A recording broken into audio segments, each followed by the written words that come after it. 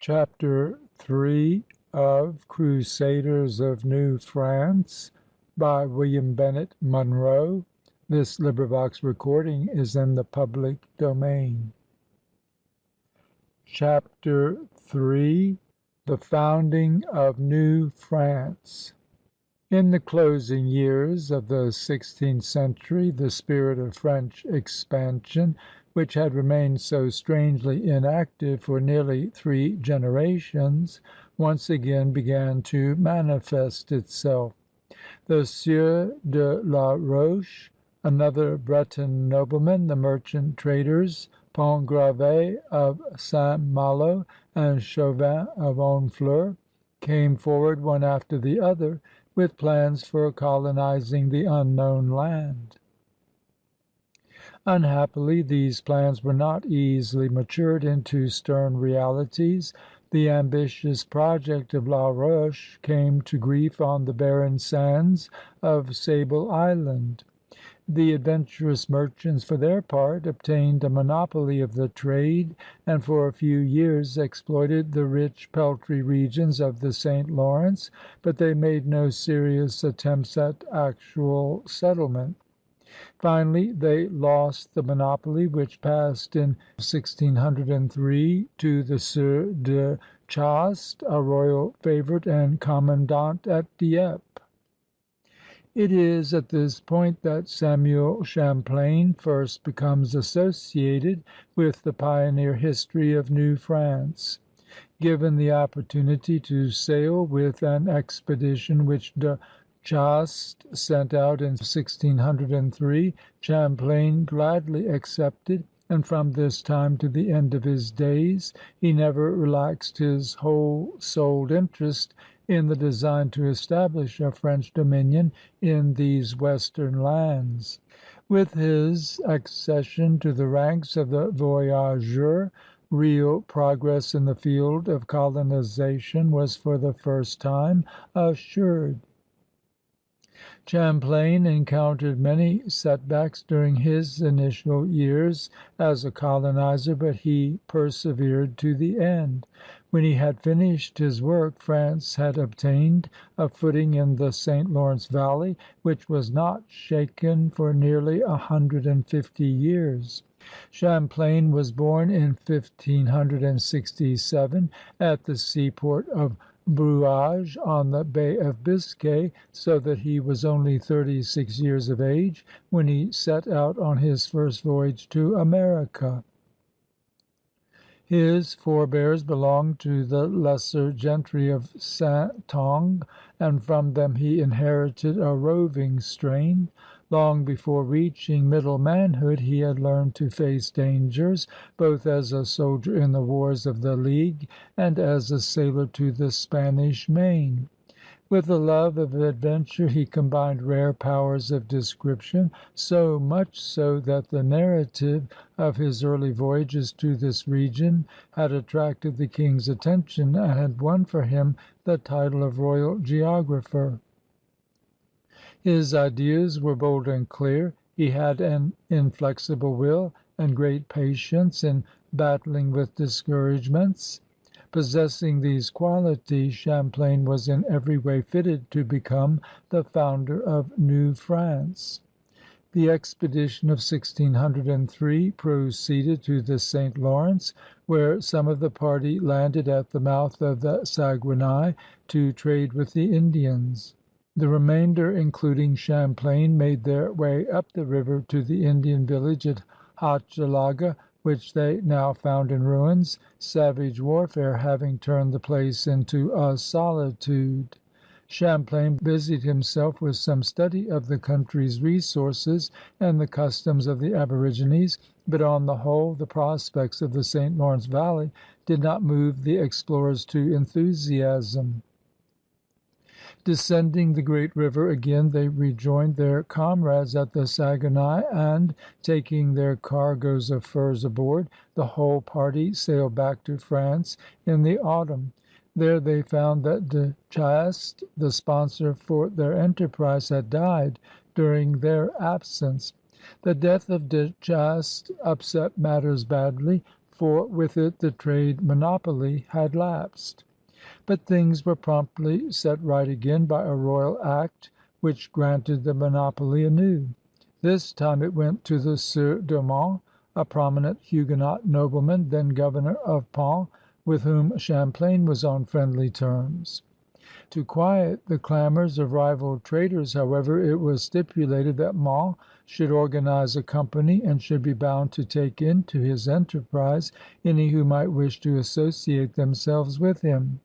The company, in return for its trading monopoly, was to transport to the new domains at least 100 settlers each year. Little difficulty was encountered in organizing the company, since various merchants of St. Malo, Honfleur, Rouen, and Rochelle were eager to take shares.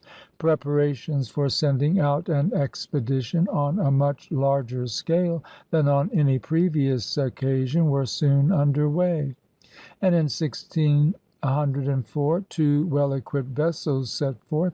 One of them went to the old trading post at the Saguenay, the other went southward to the regions of Acadia. On board the latter were De Monts himself, Champlain as chief geographer, and a young adventurer from the ranks of the noblesse, Biencourt du Poutrincourt. The personnel of this expedition was excellent. It contained no convicts. Most of its members were artisans and sturdy yeomen. Rounding the tip of the Nova Scotian peninsula, these vessels came to anchor in the haven of Port Royal, now Annapolis. Not satisfied with the prospects there, however, they coasted around the Bay of Fundy and finally reached the island in Passamaquoddy Bay, which they named St. Croix. Here on June 25, 1604, the party decided to found their settlement. Work on the buildings was at once commenced, and soon the little colony was safely housed. In the autumn, Poutrincourt was dispatched with one vessel and a crew back to France, while Champlain and the rest prepared to spend the winter in their new island home. The choice of St. Croix as a location proved singularly unfortunate. The winter was long and severe, and the preparations that had been made were soon found to be inadequate. Once more there were sufferings such as Cartier and his men had undergone during the terrible winter of 1534 to 1535 at Quebec. There were no brooks or springs close at hand, and no fresh water except such as could be had by melting snow. The storehouse had no cellar, and in consequence the vegetables froze, so that the company was reduced to salted meat as the chief staple of diet. Scurvy ravaged the camp, and before the snows melted nearly 2/5 of the party had died. Not until June, moreover, did a vessel arrive from France with fresh stores and more colonists. The experience of this first winter must have indeed produced discontent, as Champlain rather mildly expressed it, but it did not impel De Monts to abandon his plans. St. Croix, however, was given up, and after a futile search for a better location on the New England coast, the colony moved across the bay to Port Royal, where the buildings were reconstructed. In the autumn De Monts went back to France, leaving Champlain, Pontgravé, and 43 others to spend the winter of 1605 to 1606 in Acadia. During this hibernation the fates were far more kind. The season proved milder. The bitter lessons of the previous season had not gone unlearned, and scurvy did not make serious headway. But when June came and De Monts had not returned from France with fresh supplies, there was general discouragement, so much so that plans for the entire abandonment of the place were on the eve of being carried out when a large vessel rounded the point on its way into the Basin. Aboard were Pontrecourt and Marc Lescarbot.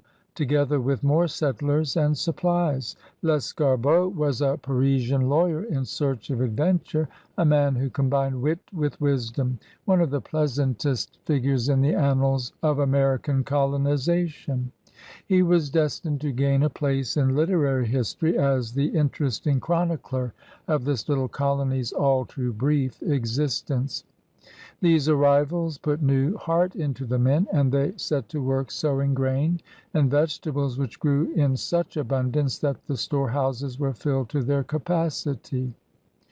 The ensuing winter found the company with an ample store of everything. The season of ice and snow passed quickly, thanks largely to Champlain's successful endeavor to keep the colonists in good health and spirits by exercise, by variety in diet, and by divers gaieties under the auspices of his Ordre de Bon Temps, a spontaneous social organization created for the purpose of banishing cares and worries from the little settlement.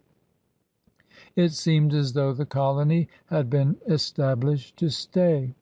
But with the spring of 1607 came news which quickly put an end to all this optimism. Rival merchants had been clamoring against the monopoly of the De Monts Company. Despite the fact that De Monts was a Huguenot and thus a shining target for the shafts of bigotry, these protests had for 3 years failed to move the King. But now they had gained their point, and the monopoly had come to an end. This meant that there would be no more ships with settlers or supplies. As the colony could not yet hope to exist on its own resources, there was no alternative but to abandon the site and return to France, and this the whole party reluctantly proceeded to do.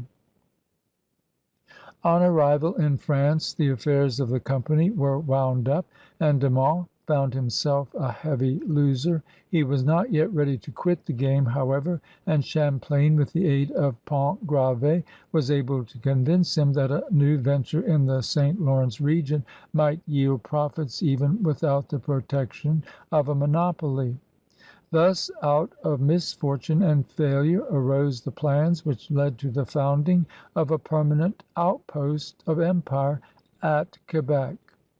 In the spring of 1608 Champlain and Pontgravé once again set sail for the St. Lawrence. The latter delayed at the Saguenay to trade, while Champlain pushed on to the site of the old Stadacona, where at the foot of the cliff he laid the foundations of the new Quebec, the first permanent settlement of Europeans in the territory of New France. On the shore below the rocky steep several houses were built, and measures were taken to defend them in case of an Indian attack. Here Champlain's party spent the winter of 1608 to 1609. With the experience gained at St. Croix and Port Royal, it should have been possible to provide for all eventualities, yet difficulties in profusion were encountered during these winter months. First, there was the unearthing of a conspiracy against Champlain. Those concerned in it were speedily punished, but the execution of the chief culprit gave to the new settlement a rather ominous beginning. Then came a season of zero weather, and the scurvy came with it. Champlain had heard of the remedy used by Cartier, but the tribes which had been at Stadacona in Cartier's time had now disappeared, and there was no one to point out the old-time remedy to the suffering garrison. So the scourge went on unchecked. The ravages of disease were so severe that when a relief ship arrived in the early summer of 1609, all but 8 of Champlain's party had succumbed.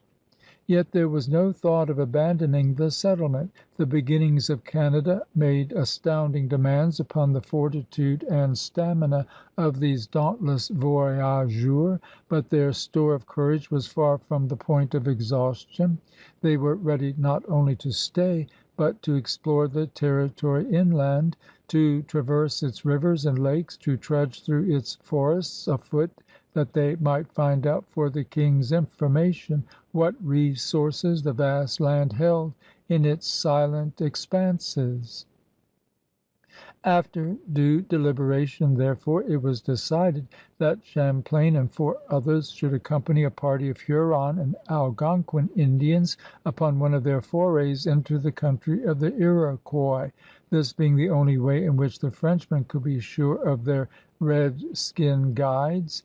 So the new allies set forth to the southeastward, passing up the Richelieu River and traversing the lake which now bears his name, Champlain, and his Indian friends came upon a war party of Iroquois near Ticonderoga, and a forest fight ensued. The muskets of the French terrified the enemy tribesmen, and they fled in disorder. In itself the incident was not of much account, nor were its consequences so far-reaching as some historians would have us believe. It is true that Champlain's action put the French for the moment in the bad graces of the Iroquois, but the conclusion that this foray was chiefly responsible for the hostility of the great tribes during the whole ensuing century is altogether without proper historical foundation. Revenge has always been a prominent trait of redskin character, but it could never of itself have determined the alignment of the Five Nations against the French during a period of nearly 8 generations. From the situation of their territories, the Iroquois were the natural allies of the English and Dutch on the one hand, and the natural foes of the French on the other. Trade soon became the alpha and the omega of all tribal diplomacy, and the Iroquois were discerning enough to realize that their natural role was to serve as middlemen between the western Indians and the English. Their very livelihood, indeed, depended on their success in diverting the flow of the fur trade through the Iroquois territories, for by the middle of the 17th century there were no beavers left in their own country. Such a situation meant that they must promote trade between the western Indians and the English at Albany. But to promote trade with the English meant friendship with the English, and friendship with the English meant enmity with the French. Here is the true key to the long series of quarrels in which the Five Nations and New France engaged. Champlain's little escapade at Ticonderoga was a mere incident, and the Iroquois would have soon forgotten it if their economic interests had required them to do so. "Trade and peace," said an Iroquois chief to the French on one occasion, "we take to be one thing." He was right. They have been one thing in all ages. As companions, trade and the flag have been inseparable in all lands.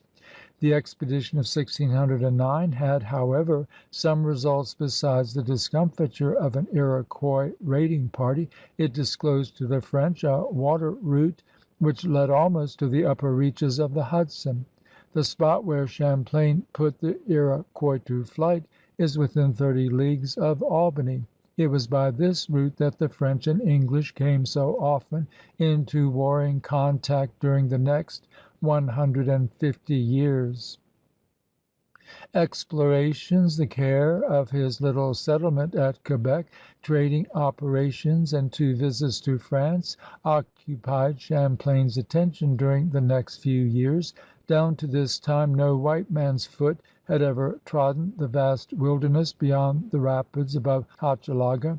Stories had filtered through concerning great waters far to the west and north, of hidden minerals there, and of fertile lands. Champlain was determined to see these things for himself, and it was to that end that he made his 2 great trips to the interior in 1613 and 1616 respectively. The expedition of 1613 was not a journey of indefinite exploration. It had a very definite end in view.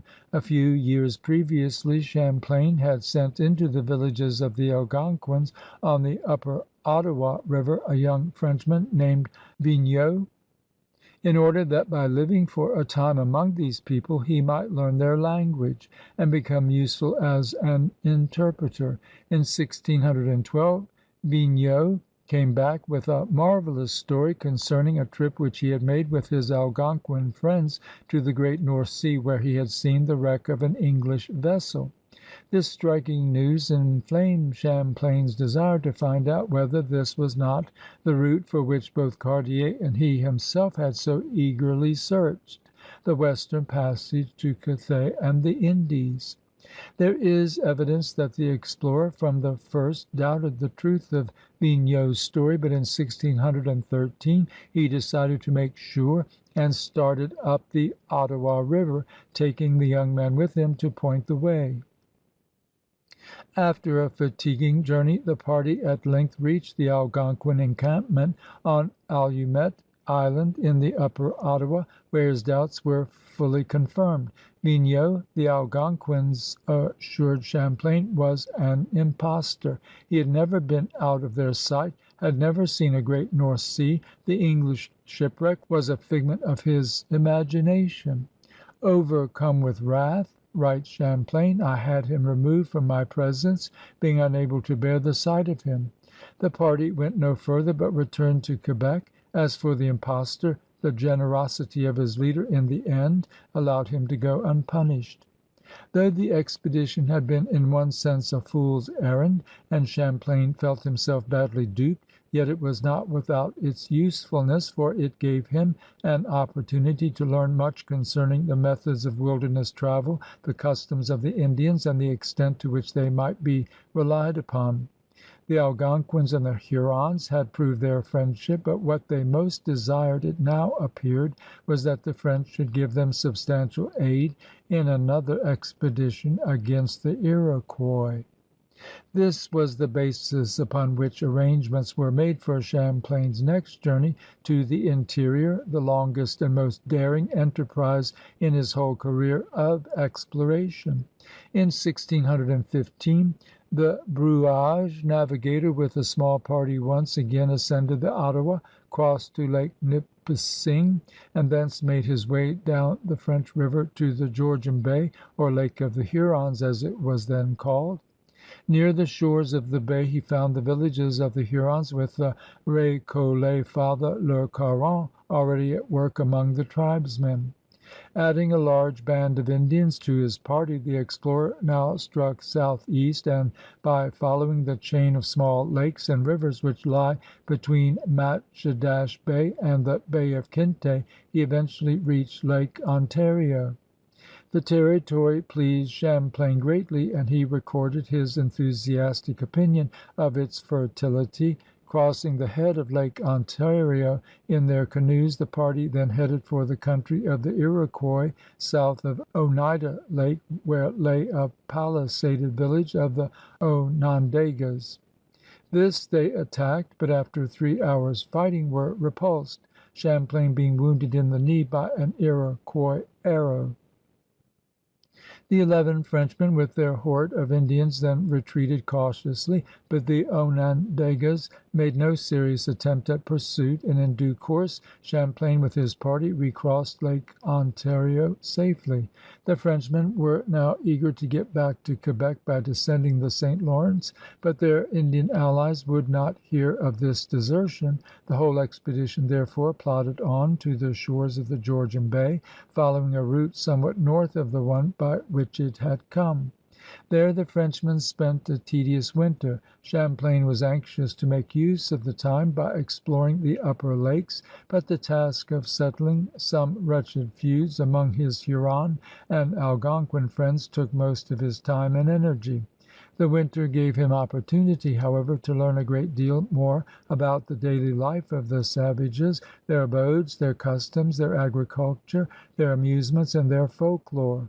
All this information went into his journals and would have been of priceless value had not the Jesuits who came later proved to be such untiring chroniclers of every detail. When spring came, Champlain left the Huron country and by way of Lake Nipissing and the Ottawa once more reached his own people at Quebec. It took him 40 days to make the journey from the Georgian Bay to the present site of Montreal. Arriving at Quebec, where he was hailed as one risen from the dead, Champlain found that things in France had taken a new turn. They had, in fact, taken many twists and turns during the 9 years since De Monts had financed the first voyage to the St. Lawrence. In the first place, De Monts had lost the last vestige of his influence at court. As a Huguenot, he could not expect to have retained it under the stern regency which followed the assassination of Henry IV in 1610.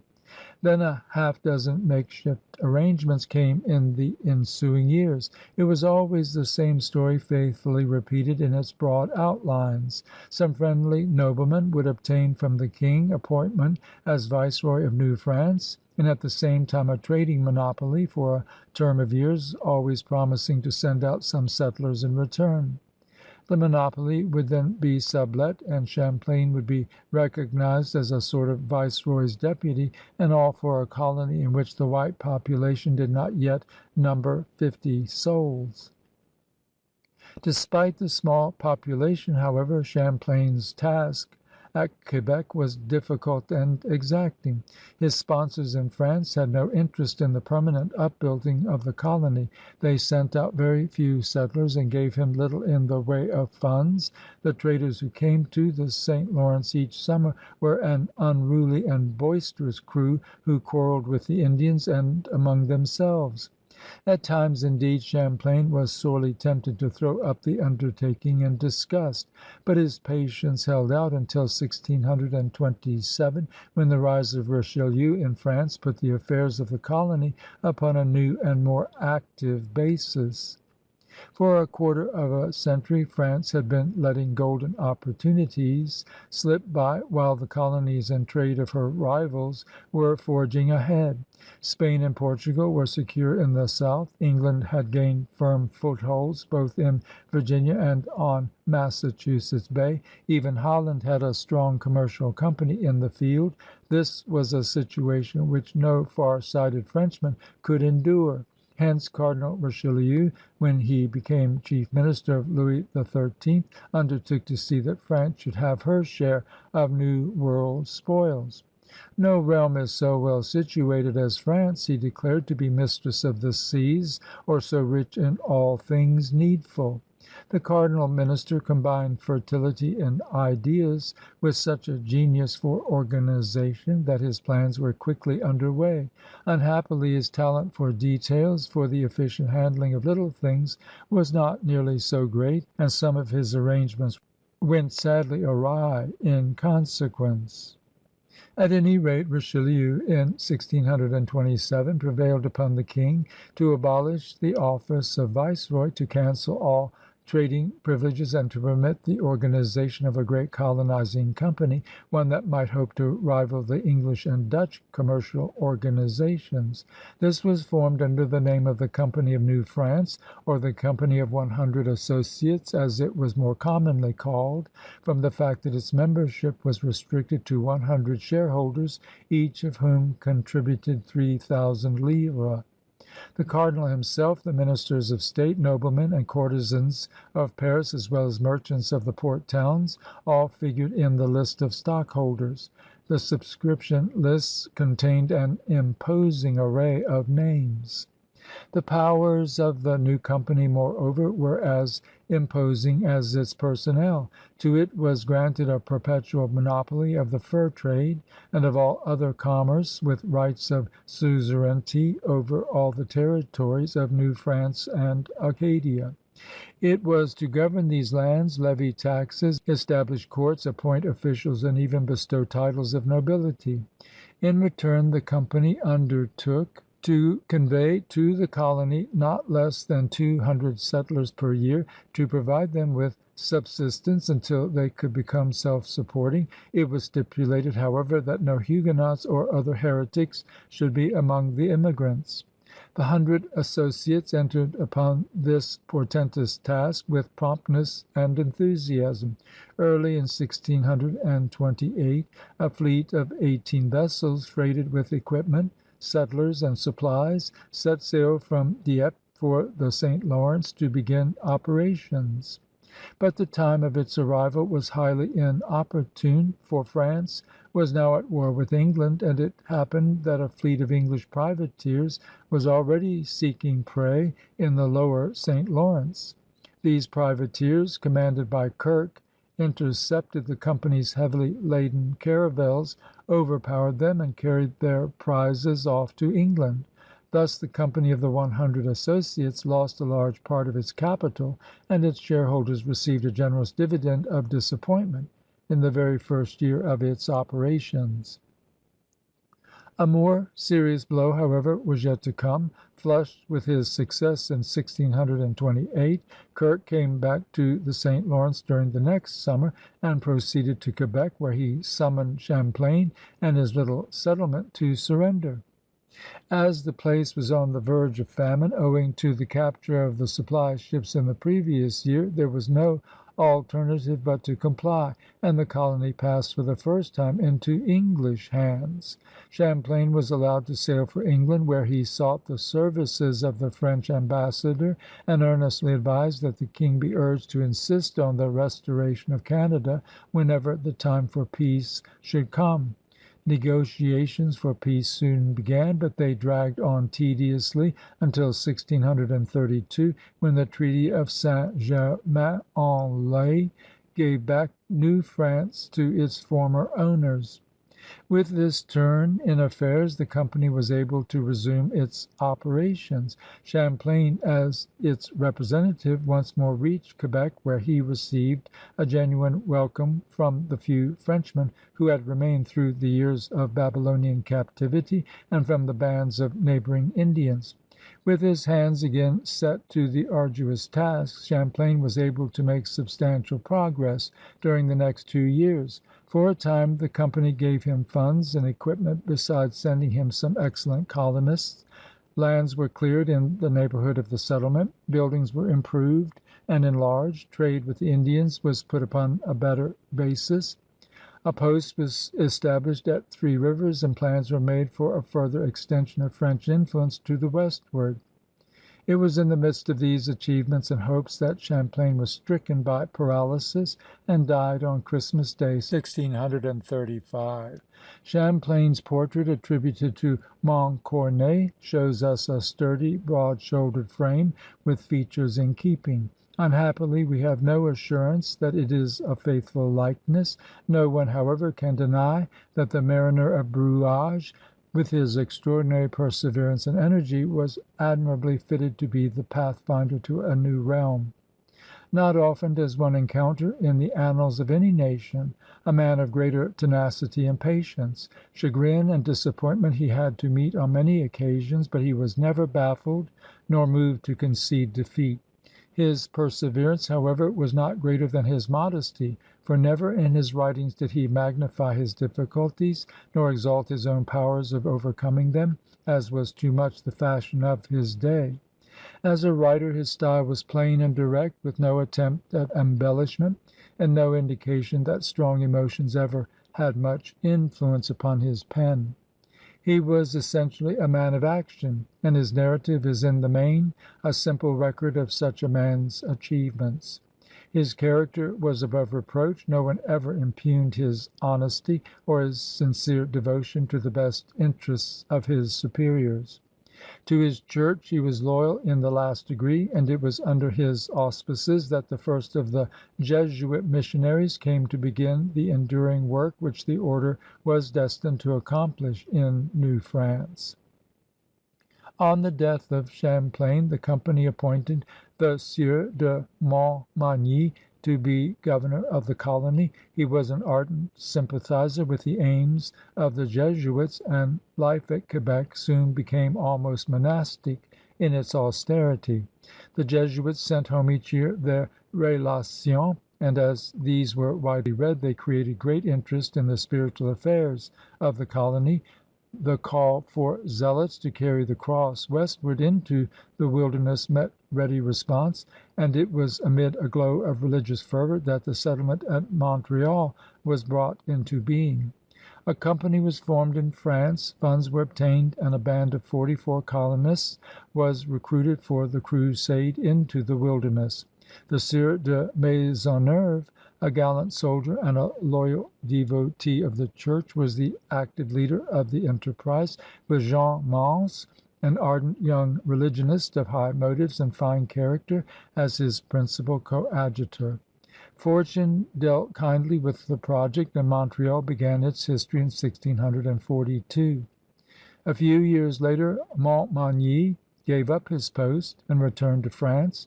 With the limited resources at his disposal, he had served the colony well and had left it stronger and more prosperous than when he came.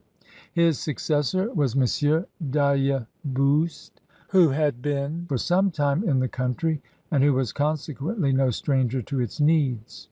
On his appointment a council was created to consist of the governor of the colony, the bishop or the superior of the Jesuits, and the governor of Montreal. Henceforth this body was to be responsible for the making of all general regulations. It is commonly called the Old Council to distinguish it from the Sovereign Council by which it was supplanted in 1663. The opening years of the new administration were marked by one of the greatest of forest tragedies, the destruction of the Hurons. In 1648 a party of Iroquois warriors made their way across Lake Ontario and overland to the Huron country, where they destroyed one large village. Emboldened by this success, a much larger body of the tribesmen returned in the year following and completed their bloody work. A dozen or more Huron settlements were attacked and laid waste with wanton slaughter. 2 Jesuit priests, Lalemant and Brébeuf, who were laboring among the Hurons, were taken and burned at the stake after suffering atrocious tortures. The remnants of the tribe were scattered. A few found shelter on the islands of the Georgian Bay, while others took refuge with the French and were given a tract of land at Sillery near Quebec. To the French colony the extirpation of the Hurons came as a severe blow. It weakened their prestige in the West, it cut off a lucrative source of fur supply, and it involved the loss of faithful allies. More ominous still, the Iroquois, by the success of their forays into the Huron country, endangered the French settlement at Montreal. Glorying in their prowess, these warriors now boasted that they would leave the Frenchmen no peace but in their graves, and they proceeded to make good their threatenings. Bands of Confederates spread themselves about the region near Montreal, pouncing lynx-like from the forest upon any who ventured outside the immediate boundaries of the settlement. For a time the people were in despair, but the colony soon gained a breathing space, not by its own efforts, but from a diversion of Iroquois enmity to other quarters. About 1652 the confederated tribes undertook their famous expedition against the Eries, whose country lay along the south shore of the lake which bears their name, and this enterprise for the time absorbed the bulk of the Iroquois energy. The next governor of New France, de Lauzon, regarded the moment as opportune for peace negotiations, on the hypothesis that the idea of waging only one war at a time might appeal to the Five Nations as sound policy. A mission was accordingly sent to the Iroquois, headed by the Jesuit missionary Le Moyne, and for a time it seemed as if arrangements for a lasting peace might be made. But there was no sincerity in the Iroquois professions. Their real interest lay in peaceful relations with the Dutch and the English. The French were their logical enemies, and when the Iroquois had finished with the Eries, their insolence quickly showed itself once more. The next few years, therefore, found the colony again in desperate straits. In its entire population there were not more than 500 men capable of taking the field, nor were there firearms for all of these. The Iroquois Confederacy could muster at least 3 times that number. They were now obtaining firearms in plenty from the Dutch at Albany, and they could concentrate their whole assault upon the French settlement at Montreal. Had the Iroquois known the barest elements of siege operations, the colony must have come to a speedy and disastrous end. As the outcome proved, however, they were unwise enough to divide their strength and to dissipate their energies in isolated raids, so that Montreal came safely through the gloomy years of 1658 and 1659. In the latter of these years there arrived from France a man who was destined to play a large part in its affairs during the next few decades, François Xavier de Laval, who now came to take charge of ecclesiastical affairs in New France with the powers of a vicar apostolic.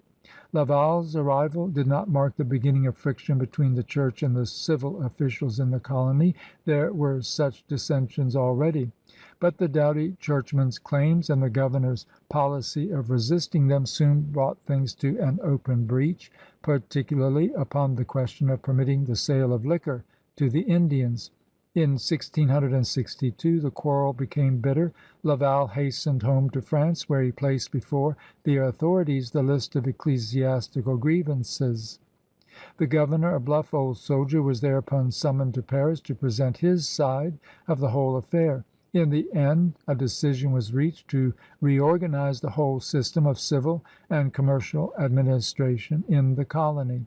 Thus, as we shall soon see, the power passed away altogether from the Company of 100 Associates. Chapter 4